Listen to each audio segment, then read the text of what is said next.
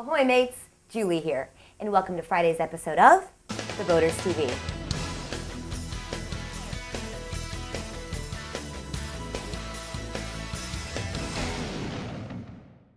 First up today, it's our Off the Hook segment, as The Boaters TV presents to you our very first ever fishing tip of the week. We're fortunate enough today to have the advice of TV star angler Scott Lennox, the host of the very popular fishing show, Hooked on OC. And no, that's not Orange County, California, but rather Ocean City, Maryland. Hooked on OC covers both inshore and offshore mid-Atlantic fishing in Maryland and surrounding areas. You'll be able to see a lot more of Scott as the show's recently been picked up nationally by the Sportsman Network, which reaches 15 million households in 48 states. More about that in a bit. First, let's see what Scott's got for us this week.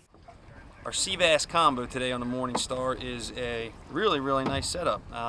It's on about a 6-foot ugly stick. We've got a TLD star drag here. It's about a 15, and braided line. It's got a monofilament shock leader here for when you get down in the wreck, and then real simple bottom rig. We need about 8 ounces to hold the bottom today. Come up about 10 inches, one hook, tangle around and around. Come up another 1.5 feet or so, another hook. Leader's about 3 feet long, 3.5. Drop it to the bottom. Sea Bass City. Thanks to Scott Lennox and producer of Hooked on OC, my buddy Dave Messick, for producing that clip. Hooked on OC now airs 4 times a week, including a primetime slot every Friday night at 10 p.m. Eastern during the Sportsman Network's Friday Night Fish Fry. And that begins tonight. Be sure to check your local cable listings for the Sportsman Network channel to catch that one, Hooked on OC. Next up, let's get on to some sailing news. On June 25th, British yachtsman Adrian Flanagan resumed his Alpha Global Expedition, a quest to sail the very first single-handed, that's solo, vertical, that's north-south, circumnavigation of the globe. 46-year-old Flanagan began his journey from the south coast of England on October 28, 2005, and has so far covered 26,000 miles, going west around Cape Horn to Nome, Alaska, where his 40-foot stainless steel sloop, Erebus, has spent the Arctic winter. Visit his website, alphaglobalx.com, where you can take a look at some of the videos from his first leg of the journey. They are really gripping. During July and August, Flanagan's route will take him from Nome along Russia's northern sea route to his ultimate return home to the UK. The total distance ahead is 4,800 miles. A walk in the park compared to the 26,000 he's already covered, but the first 2,000 miles will be through ice-strewn waters.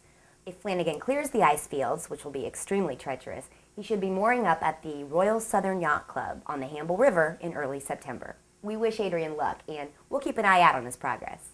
And now, it's time to get wet and wild.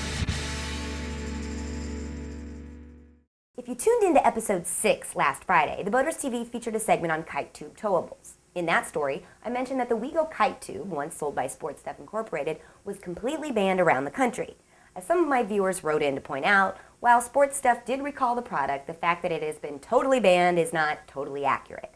On state-controlled bodies of water, yes, it is banned, but some of my viewers say that they are still able to use the WeGo kite tubes on certain lakes, private lakes, I'm assuming. Meanwhile, I will refer you to SportsStuff's reminder to all WeGo kite tube owners that was posted on their website back in April of this year. Quote, consumers should immediately stop using the kite tubes and contact SportsStuff to learn how to obtain free replacement products. That's right, guys, they're offering trade-in credits. Visit sportstuff.com for more information. And as I promised last week, I wanted to take a look at other products this retailer has to offer. So, moving forward on a more positive note, here are the hottest and, of course, safe boat towables available from SportsStuff. First up, take a look at the Chariot Warbird series of towables.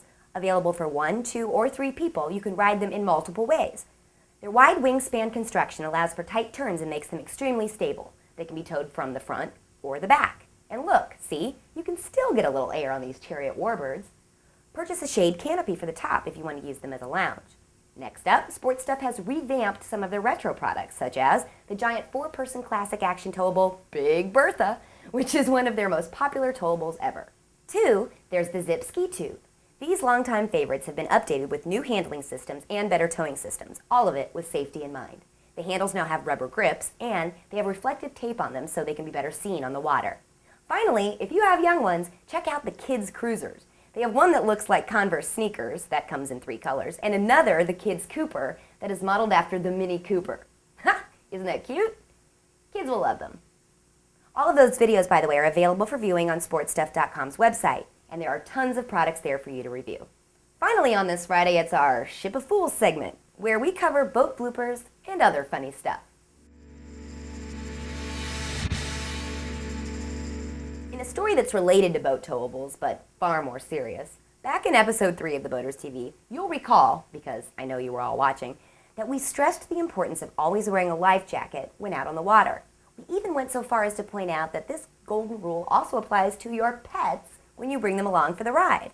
So, when I received this photo via email the other day, I'm sure you can understand why I was incredibly disturbed.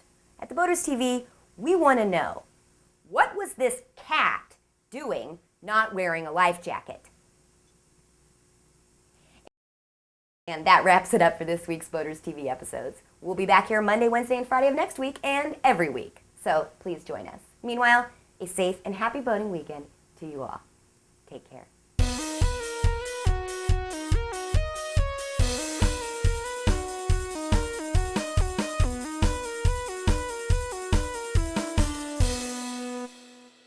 This episode of the Boaters TV was brought to you by the letter I. That's I for India, and meaning I am altering course to port.